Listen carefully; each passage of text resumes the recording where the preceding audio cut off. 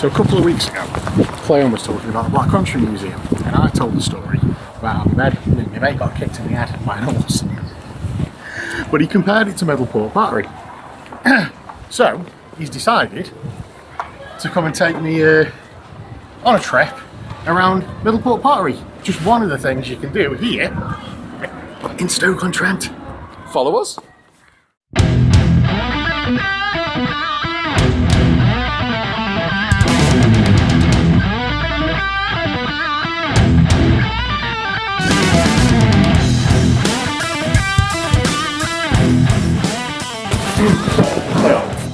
Where are we?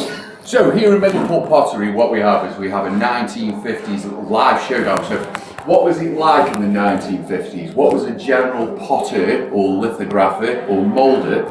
How were they living in the 1950s? And today up the Trent are going to take you on the journey for how we were living in those days. And here at Middleport Pottery, we've got a beautiful premises which has been made up to look like a 1950s house. Come join us. Come join me, Dave. I'll show you.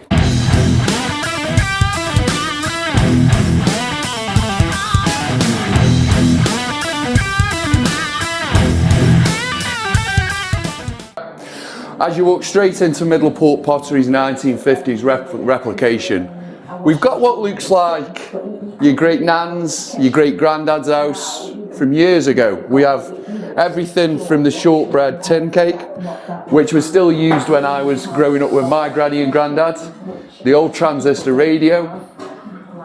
Come with me into the kitchen.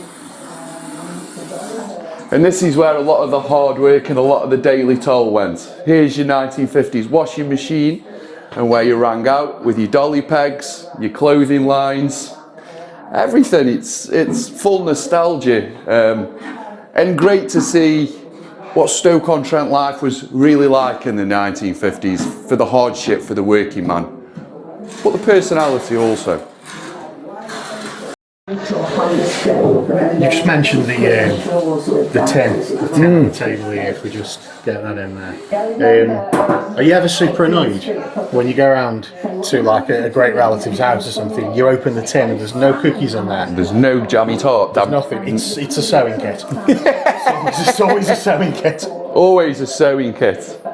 But these are great things for English nostalgia. I mean, look at the old tin bath. We used to warm the water up on the stove and pour it into a tin bath. Can you imagine everyone doing that now?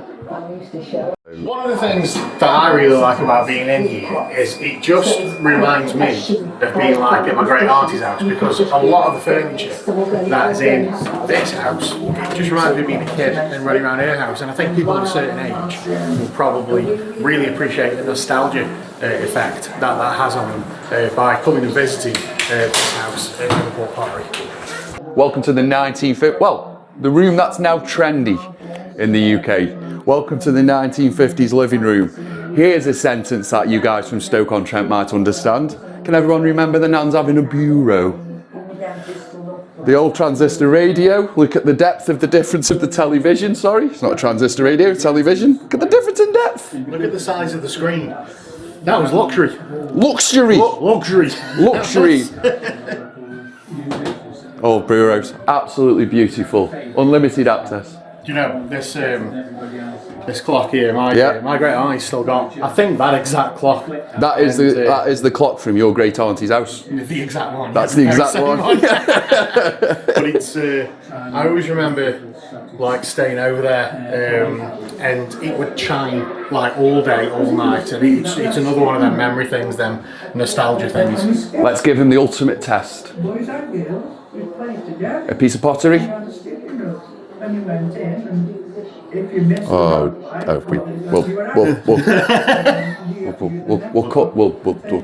Moving on. So we're upstairs now in what would be a traditional bedroom of the time, and the great thing about the museum and this house is it is all the exact furniture that there would be in houses at the time. The beds, the toys. Looking at the bedside cabinet over there, they are the toys of the time. This isn't like a modern mock-up. These are actual vintage toys and books of the time that people would have been living in this house and moving through. We've got the original staircase here, which it's had to be cordoned off for health and safety reasons. Anybody that's lived in an old terraced house in Stoke-on-Trent will know how steep some of them stairs can be and how rickety they can be. But looking at all this here, you've got the old wash basins, the old furniture, the decor. It just brings back like that nostalgia feel. And you know, the smell, it shouldn't, because we're in 2025, but when you're in here, then memories like kind of like flood back of going around your nans or your granddads or your great nans, great aunties, sorry. And you know, it's just really, it's just super interesting. It's really, I'm a little bit speechless, to be honest with you. I didn't think that I'd be walking around something like this when Cleon was going on about Middleport Pottery. I was just thinking pot banks and cobblestones. But the fact that they've got a house like this is, it's pretty cool. So that was a little taste of how people used to live on Harper Street. Harper Street. And we're going to cross over now and go into the main part of Middleport Pottery.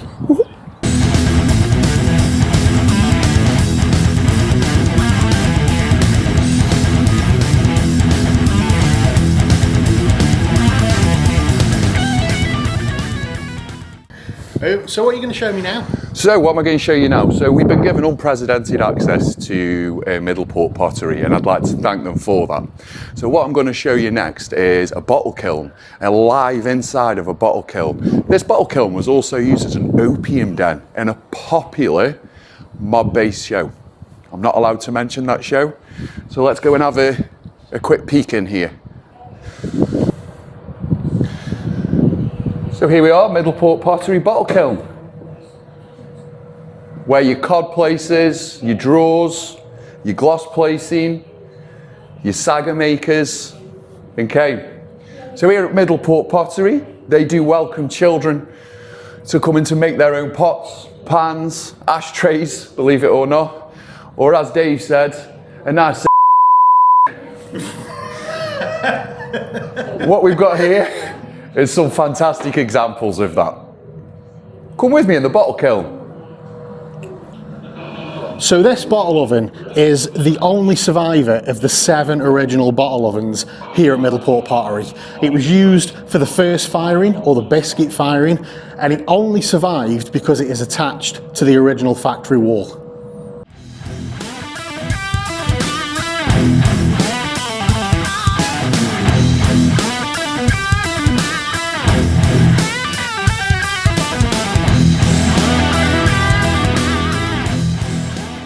A bath, other than the large zinc household type, was seldom to be found in working class homes up until the mid-20th century. Public baths for the working classes came to be found in various parts of the pottery towns. Apart from these, it was possible in the early Victorian period to obtain an occasional bath at the local mills. One of these is recalled by a one-time mayor of Hanley, Councillor Michael Huntback, who came to Hanley as a raw country boy around 1851. And went every morning to the mill of a Mr. Charles Adams to get a bath. We're both of a certain age. Yeah. And we both went to like primary schools that looked like they were built in the 1800s. Yeah. Do these things like not remind you of primary school? No. And this tiling? No. Because I went to the Great Margaret Ward, Dave. We had modern day sinks. I mean little school. Oh, like little school, definitely. Because it kind of reminded me. I'm glad things got modernised. It's all from Twyford's. Is it all from Twyford's? It's all from Twyford's. It's the same. It is. Yeah. It is. Stokey. So, what I'm going to show you next is the steam engine room. Now, this is the original steam engine that used to power the whole site. It no longer just operates on diesel. It's been transformed to be hybrid. Come and take a butcher's. With me. So, the original owners of the site and the current owners of the site, we're not allowed to mention for licensing reasons, were pioneers of innovation. This was the first site in the UK that used engines, that used efficiency, that used optimization. And this is the original engine.